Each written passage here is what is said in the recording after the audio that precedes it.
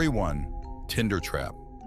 It was a typical Friday night, and like many young adults, I found myself scrolling through Tinder, searching for a distraction from the mundane routine of daily life.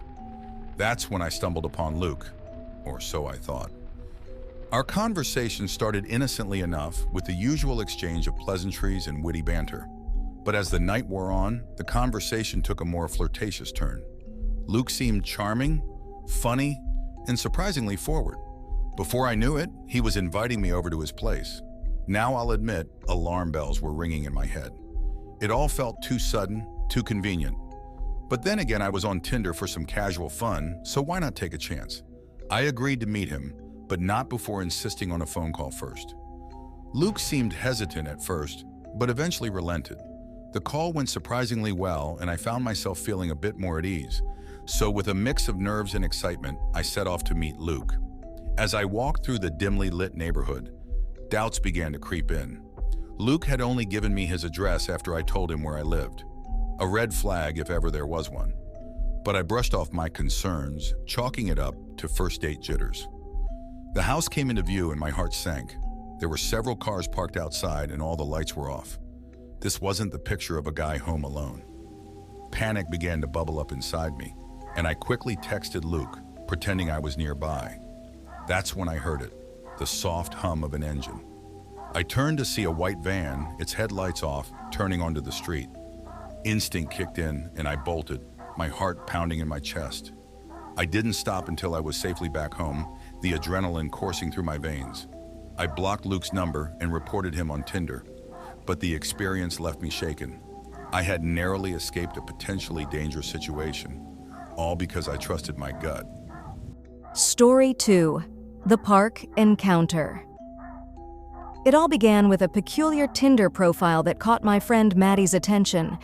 Dubbed Invincibles, the profile offered money in exchange for kicking a guy in the groin, a bizarre proposition to say the least. But Maddie, always drawn to the unconventional, couldn't resist swiping right. What started as a simple swipe quickly escalated into a series of strange messages, culminating in an invitation to meet in person. Maddie, ever the thrill seeker, agreed without hesitation, but not without a healthy dose of skepticism from yours truly. We arranged to meet at a local hotel, but Invincibles had other plans. Insisting that the hotel was no longer an option, they provided us with an address, a nondescript house nestled on the outskirts of town. The sight of it sent a shiver down my spine, but Maddie was undeterred, eager to unravel the mystery behind the enigmatic profile. As we pulled up to the house, I couldn't shake the feeling of unease that settled over me. Something about the whole situation felt off, like we were walking into a trap. But Maddie was determined to see it through, and I couldn't let her face whatever lay ahead alone. We approached the house cautiously, taking in our surroundings with a mix of apprehension and curiosity. The front door stood slightly ajar, inviting us inside, a silent invitation to the unknown. Inside, the atmosphere was tense, the air thick with anticipation. The person behind the profile, a jittery, nervous man, ushered us into a dimly lit shed behind the house, where a laptop sat perched on a cluttered workbench. It was clear that this wasn't just a casual meetup, it was an event, meticulously planned and executed with precision. As Maddie engaged in conversation with our host, I couldn't shake the feeling that something wasn't right. The man's behavior was erratic, his eyes darting around the room as if searching for an escape route.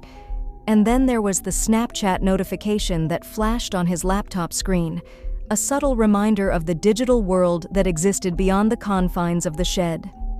Despite my growing sense of unease, Maddie remained unfazed, her curiosity piqued by the prospect of easy money and viral fame. She chatted animatedly with our host, her laughter echoing off the walls of the shed as if trying to drown out the growing sense of dread that gnawed at my insides. But even as Maddie collected the cash and bid our host farewell, I couldn't shake the feeling that we had narrowly escaped something sinister. As we drove away from the house, the weight of what had just transpired settled over me like a heavy blanket, suffocating and all-encompassing. In the days that followed, I couldn't shake the feeling that we had stumbled into something far more dangerous than we had bargained for. The memory of that night haunted me, a constant reminder of the thin line that separates curiosity from catastrophe. And though we had escaped unscathed, I knew that the darkness that lurked in the shadows would linger long after the sun had set on our ill-fated encounter. Story 3. The Woods Encounter. Chaz was your typical 20-something, just looking for a bit of fun on Tinder. So when he matched with a mysterious profile offering money for a groin kick prank, he didn't think twice before agreeing to meet.